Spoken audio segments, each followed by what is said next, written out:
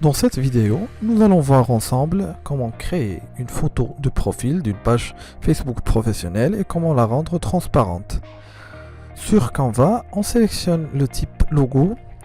Une fenêtre de cadre de travail va s'ouvrir. On peut sélectionner à gauche le modèle qu'on souhaite utiliser, soit un modèle payant, soit gratuit. Celui-là, il est gratuit. Par contre, nous allons travailler sur notre propre modèle. Pour ça, on va cliquer sur texte et puis ajouter un header. On tape le nom de la marque. Pour ce cas-là, Cuisine Art.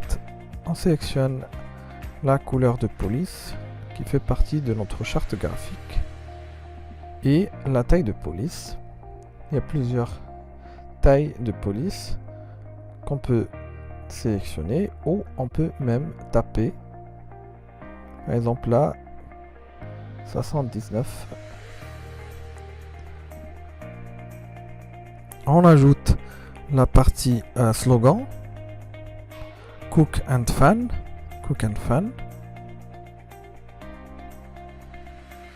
On va la mettre en dessous du header.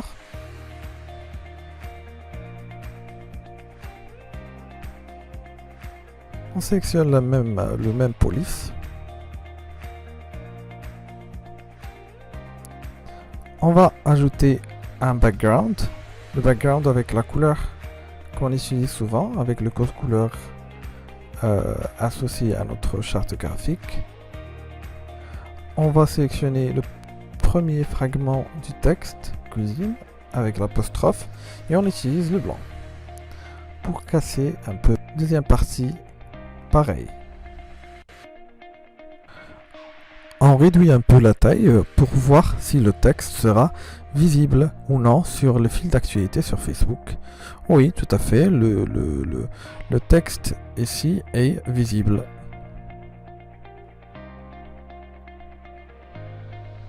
On peut modifier le titre et on sauvegarde.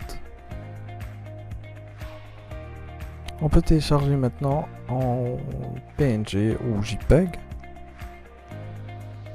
Je préfère le PNG pour le cas des logos, des photos de profil. On va copier le même design et inverser les couleurs de police.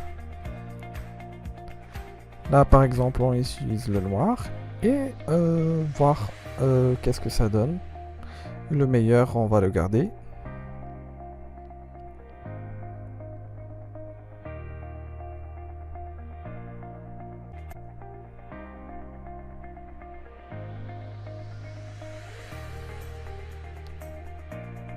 Nous allons le télécharger, mais juste le deuxième. Donc on a spécifié le deuxième. Donc une fois téléchargé, il faut bien sûr enlever le background couleur. Et ça, on le fait sur la plateforme LunaPic. Ça permet de rendre les fonds transparents. Sur LunaPic, on clique sur Browse pour aller chercher les visuels, les logos. On va prendre le premier, ouvrir.